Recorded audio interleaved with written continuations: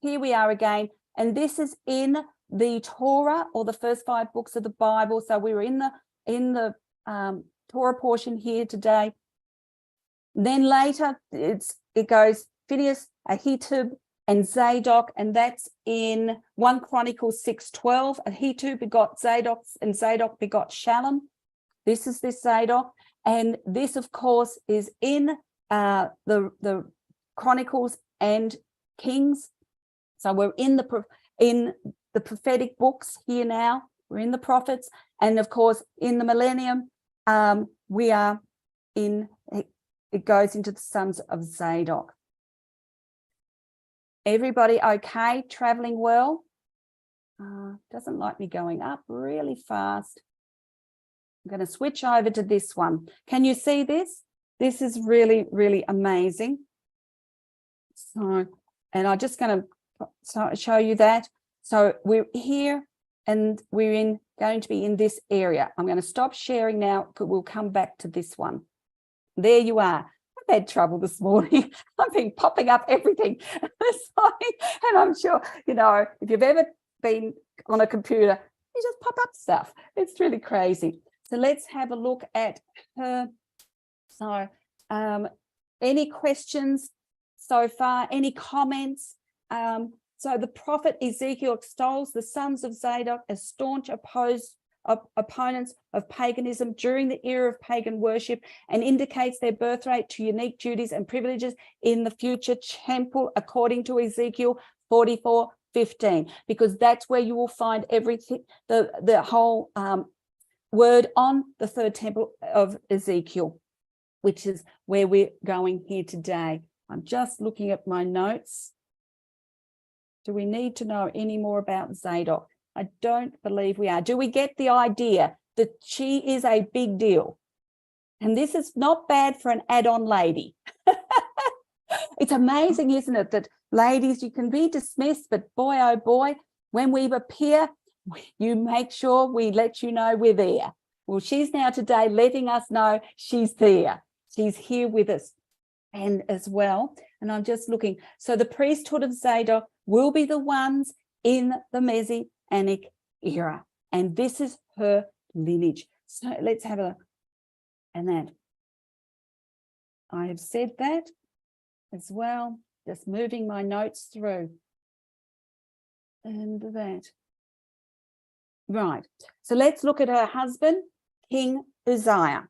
And it's my strength is in God. He was the 10th king. She is married to this man.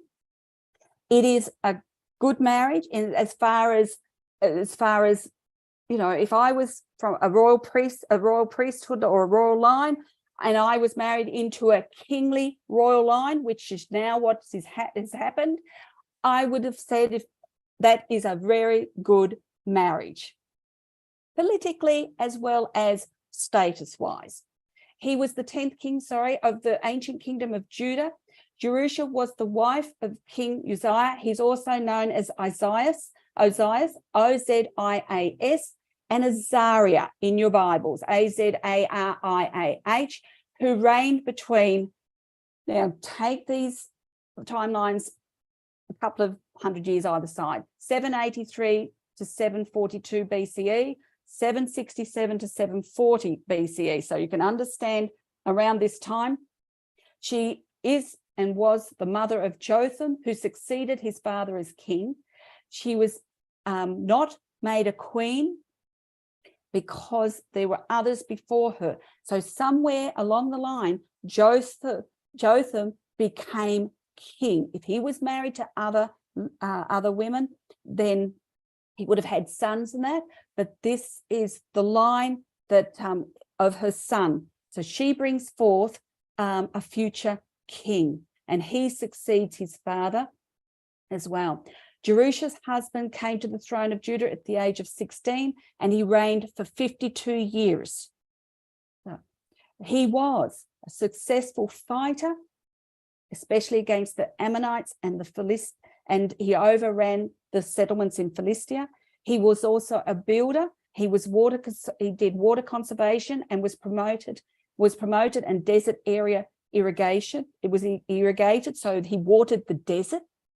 He thought ahead, so he was a man of future understanding.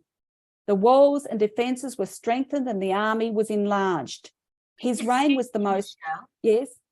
Did you just say that Jerusha wasn't made a queen at all? So No. was she a concubine, or was she living in a harem like Queen Esther? Do you know at all? She would have had her own quarters, being the mother of the future king. It would have been similar. If he had other wives, they would have had their own quarters as well. The concubines, my understanding is the concubines lived in a harem, but the wives had their own quarters. Because the palace would have been big enough, wouldn't it? It was like, which door do you knock on tonight type of thing, isn't it? But her son, because her son would become the future king, therefore she would become the number one woman. Not every king's wife was queen also. Am I being clear? Is everybody okay? I just thought similar to Bathsheba, I guess. Yes. So it is. They're just because he sometimes the wives are behind the scenes. She had influence. She had social standing. But this is a patriarchal lineage, which is down the father's line, and therefore the Bible is actually more patriarchal in that it's got a male narrative. And what we do is we go find these ladies and go, hey, these ladies are behind these men. They have influence. She would have been over the other women because of her position and status as well. Is there any further questions or anything as we go for this man and have a look at go for this man as we go for and have a look at this king? Sounds terrible, doesn't it? But his reign was the most prosperous. It was the most prosperous, except that of King Jehoshaphat since the time of Solomon. So it's Solomon, Jehoshaphat, Uzziah. Uriah's Bathsheba's. So Uzziah. So he was of note. What he did for Israel was very notable. And so he did all this improvement and all this building work and this agricultural work, and he really favored Israel. He was actually a good king until one day. Till one day he decided to do something very strange. So up until this time, he was even known, and his name and his reign was quite famous, and it spread abroad, even to the entrance of Egypt, until one day he decided to do something really silly. And what was that? He actually attempted to usurp the priestly functions in the temple in 2 Chronicles 26, verses 16 to 21. He did a silly thing. I don't know what the king, like everyone else, is supposed to bring a sacrifice. His sacrifice or offering to the temple is always the bull, the male calf type of thing. And here she is, she's married to this amazing man who's doing these wonderful things. And next thing, he goes to the temple and he offers incense on the altar. What was that scripture again, Michelle? Sorry. 2 Chronicles verses 26, 16 to 21. Thank you. And it says, then his pride led to his downfall. He entered the temple to burn incense on the altar of incense. Azariah the high priest saw this as an attempt to usurp the prerogatives of the priests and confronted him with a band of 80 priests, saying, how would you like that? 80 priests to throw out a king. That's basically what they did. 80 priests came. It is not for you, Uzziah, to burn incense to the Lord, but for the priests, the sons of Aaron, who are consecrated to burn incense. And this is verse 18. And so what did God do? He slapped him with biblical leprosy. So for his pride. So let's go back and have a look at that. So here we have Uzziah. How would you be? Honey, I'm going to the temple and you don't come back. And now the wife is like a living widow because her husband has now got this biblical leprosy. He's got to be separated out and isolated out. He can't go back to the palace. So what are you going to do? And suddenly she's married to a man that cannot even enter the palace. Oh, it's like she's a living widow because he did this thing. And I just go, dear, oh dear, can you imagine? Goodbye, honey, see you out the door. And he's not allowed to walk back in. And whilst I'm sort of making light of it, this actually, on a serious note, happens. The husband can walk out the door. You can say, bye, honey, give a kiss and everything. And sadly, that person may not walk back in because of life. And this is my serious note. And I just go, this is so sad for her and for her husband because of something he did silly. And yes, with regard to gentlemen, at all times, even us ladies can do something silly. And in this case, it just happened. So let's look at her, and let's look at the joinings of the two royal households, because she went from being in the royal priestly line to the royal line of David. He went from the tribe of Levi to the tribe of Judah. So here we see this lady. Here we are with the genealogy. Here's King David. We look down here. Here's Solomon, Ahaziah, Joash. Now, we talked about Yehosheba or Yosheba, how she saved Joash, her and her husband, Jehoiada. Please go back and have a look at that lady. He brings forth Amaziah. Amaziah brings forth Uzziah. Uzziah brings forth Jotham, and he brings forth Ahaz, and keep going right over here till you get to the Messiah. She actually now is in the lineage of the Messiah. She brings forth the future king in the lineage of the Messiah, Jesus. She also, at this point, in joining herself, you've got a daughter of the priesthood of Zadok, the Aaronic priesthood, the royal priesthood, now being joined in marriage to the royal Davidic dynasty at this point. What, Michelle, what are you saying? So after he was exiled, Azariah, with leprosy, then she turned around and married Uzziah. So sorry if I brought confusion. Uzziah was the one that went into exile. It they ostracized, in other words, put him into isolation. So yeah. I've gone forward and now I've gone back a bit. But when she married Uzziah, we've got the tribe of Levi and now the tribe of Judah joining together in marriage. The royal priesthood, she's from the tribe of Zadok, and so she's from the lineage of Zadok, who comes through the Aaronic priesthood through Aaron, and we've got King David, of course, who is the tribe of Judah and the lineage which would bring forth the Messiah. So this has got nothing to do with after his having leprosy. Have you gone?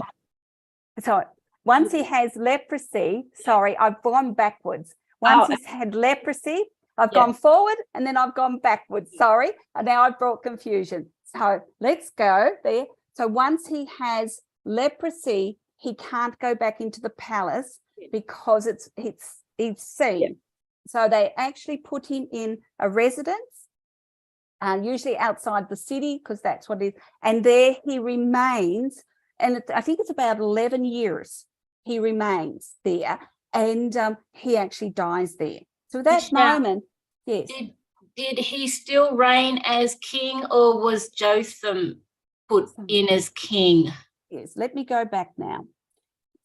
So while he was excommunicated through his leprosy? yes. So was he still reigning as king, or was he No. dethroned? Well, he actually, you've led me right into Jotham, the son. So I do apologizing today for the confusion, Jennifer. I've just gone forward and then I've gone backward and then I've gone forward again. Sorry, because I missed something. It's like pop-ups. I have just hold that thought, I should have said, till I go to this thought, and then hang on, I've got to take you back to that thought. So I do apologize if I'm confusing. So I just thought that's a point I actually missed. So we see these two houses now. So the house of Aaron and the house of David, because when they're royal houses, they're known as houses. Yes. So, but we're leading into Jotham. Yes, Glenys.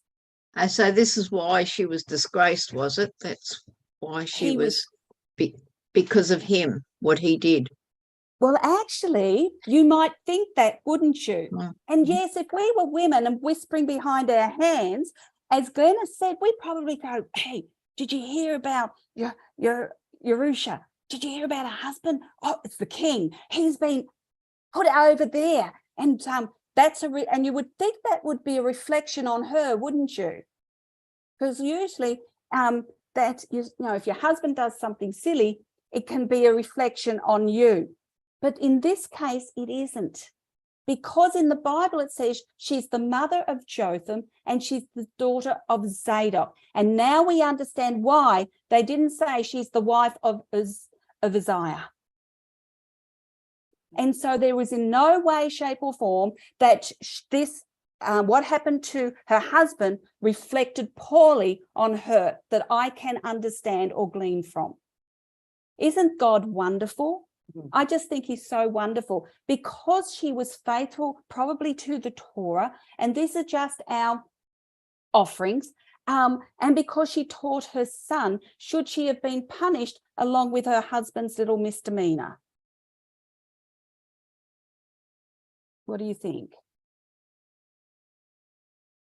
No, we got shaking of the head here. No. And God is a merciful God, and God is a gracious God. And he looks at a couple and then he looks at the individual.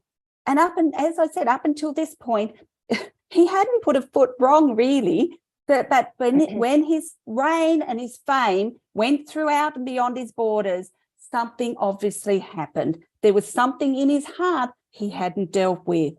And that's like any of us. We can have something in our heart that something like that and can happen. And we found we haven't dealt with it. So let's look at Jotham. So because she is his mother, he's the 11th king of Judah. Actually, Jerusha had her son Jotham when her husband was 43. So he had been reigning quite some years. That's why it said that she may not be his first wife. This is Jotham, reigned from 25 years of age, so 758, 743 BCE, and reigned for 16 years, and died about 732 BCE. He is, but in 2 Kings chapter 15:30, just in case you wanted to be confused, it says that he reigned for 20 years. So somewhere between 16 and 20 years, we just like to do that. According to 2 Kings chapter 15, verse 5, Jerusha's son Jotham became regent and co-ruler while his father, King Uzziah, went into permanent seclusion. He was isolated outside the city while Jotham was in charge of the palace. Now, does that answer your question, Teresa? Okay. So, Thank you. and excuse me, and you'll actually see this, if you look at Amaziah, Uzziah, Jotham, and even Ahaz, there will be an overlap of rulership as well. So there will be a co-regent for a little time. And that's what I found in my researchings. As the mother of the king, she became the most powerful woman in the land. So, yes, Glenys. I was just wondering if her son was the first child, usually was a king, wasn't he? So that means his other wife didn't have children. That's why he married again, because weren't they allowed to? Yes. Well, the kings were allowed to have King David was allowed to have up to 16 wives. So they were allowed to have multiple wives accordingly. His son, of course, overstepped those bounds by a whole range of wives. But that's actually a plausible understanding that you've brought forth. I couldn't find out anything about his other wives, or if he had other wives, other than this son had to be the surviving son to have become king, or for somehow the birthright got handed to him, just like we see with Jacob and Esau. Michelle, I was reading a little bit on this, and some contemporaries were saying that, maybe he did have other sons, that they were killed because, how they did that back in those days to get to be the ruler or get to be the king, or he didn't have a high sperm count. So that's some of the things that I read. Yes, well, men can actually watch this afterwards. So, yeah. Well, that's. I think all your answers are pretty plausible, don't you, ladies? I do like the last one, I must admit. We do like a little shock factor, don't we, in this thing? But yes, well, that in today's understanding, that is quite plausible because of the infertility rates today. But yes, the ones that he could have been, the sons could have been killed in battle. They didn't have sons. All I know is that this is the son by this lady Jerusha who becomes king. And yes, it's plausible that something happened to every other son. Or, as I said, the birthright could have been changed. We can only glean from what we know of other kings and what has happened before, can't we, in our travels? But all your answers are very, very plausible. Great input, ladies. But he certainly come from a royal priesthood line from his mother. Yes, yes, he did. So let me have a look. Yes. He inherited a strong government, well officered and administrated. He is recorded as having built the high or upper gate of the temple of Jerusalem as well. So he had an affinity. He was actually considered, did good or right in the sight of God. So here was Jotham. He actually had an affinity with the temple as well. So by doing that, and that's in Jeremiah 36:10, the household must have been godly, because we read that he did right in the sight of the Lord, and he became mighty because he prepared his ways from the Lord. So we see here most likely a mother's influence, don't we? Mothers are very... He probably would have had a lot of influence from his grandfathers too, the priests. Yes, so he would have, and it was interesting that he was a contemporary with the prophets Isaiah, Hosea, Amos, and Micah, from which advice he benefited. So here we see him he seems to have a godly rapport with the temple in Jerusalem, which is, as you say, Glenys, the priesthood. We also see that he had an affinity and took advice from the prophets. So he had these prophets speaking into his life as well and guiding him so he obviously would inquire of the Lord through the prophets. So we can now see the godly influence, or as a reflection of the mother on him. I'm not saying his father wasn't a godly man. He too did right in the eyes of God. But now her influence can come through. How are we trapped? Okay. Any questions? Any comments? Okay. So let's look at her grandson, Ahaz.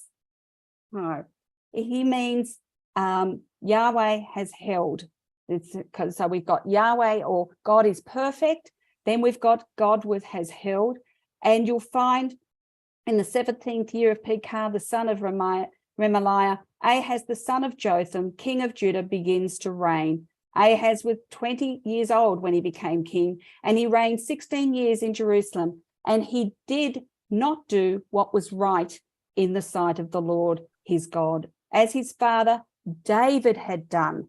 I thought that was interesting that the word of God took his lineage right back to King David and not his father or Uzziah. They acknowledge that he's the son of Jotham, but they've taken his lineage back to King David. And I'm wondering, well, maybe you might be able to tell me why that happened. But verse 3, but he walked in the way of the kings of Israel, that's the northern kingdom, which was full of idol worship, as they introduced the gods of Baal. Indeed, he made his son pass through the fire according to the abominations of the nations whom the Lord had cast out before the children of Israel. And he sacrificed and burned incense on the high places of the hill and on the hills and under every green tree. And this is where I feel that as a grandmother, this must have broken his grandmother's heart. That here he was offering his own child, it says here, made his son pass through the fire.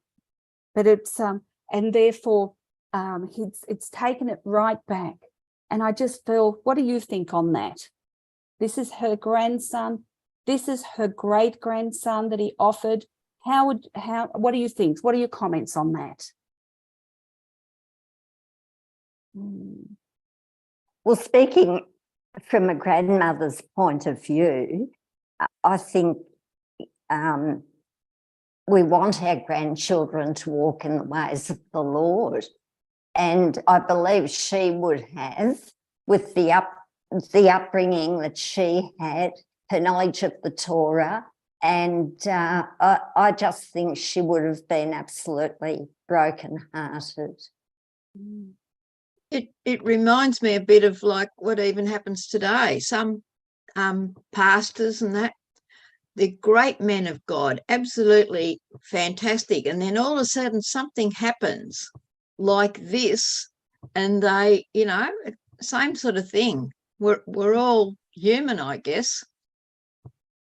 It's an amazing picture of a lady it's life, isn't it? She's got this wonderful, she comes from this royal line, and we see that, this is a royal priesthood. We see that in Peter, where it says that you are a holy people, a chosen people, a royal priesthood.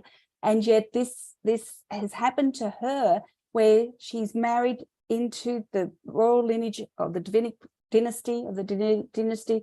She's got this husband and everything. It just goes that life isn't always a bed of roses. The terrible things happen and that you couldn't foresee, isn't it? And she goes there and she says, here is her grandson doing things the way of the northern kingdom. But yet God brings forth another son called Hezekiah, another great-grandson, Hezekiah, who does what is right in the Lord's sight.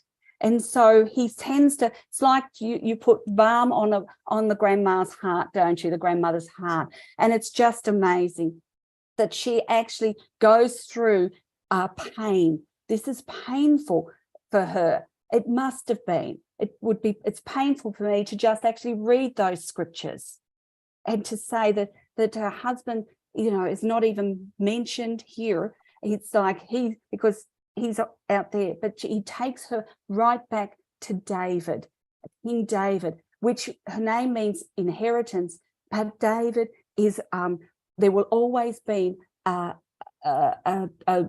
person from the royal lineage and the tribe of Judah that sits on David's throne, and that she has been a part of that. But she also is a woman who has sadness been brought into her life. She is a part of something bigger than herself, even though she doesn't realize it at the time. We realize what she has done because we have gone back to her time to get a revelation of the enormity of the contribution to this legacy. So what am I saying? You may be like this woman we are speaking on who gets to 2 lines in the Bible, but you will be revealed and you will be remembered for what you have contributed in this life, and especially if you have Jesus and the Word of God in your life today. Now, I would encourage you, if you haven't, call upon the name of the Lord Jesus Christ today, and you will be saved. We're at time. I hope and pray that you have enjoyed this today as I've enjoyed teaching it. And we will always see you again next week. Don't forget the Torah portion this Saturday, the torahportion.org with Pastor Greg, 9:30 a.m. to 11 a.m. Australian Eastern Standard Time. God bless you. Thank you, Michelle.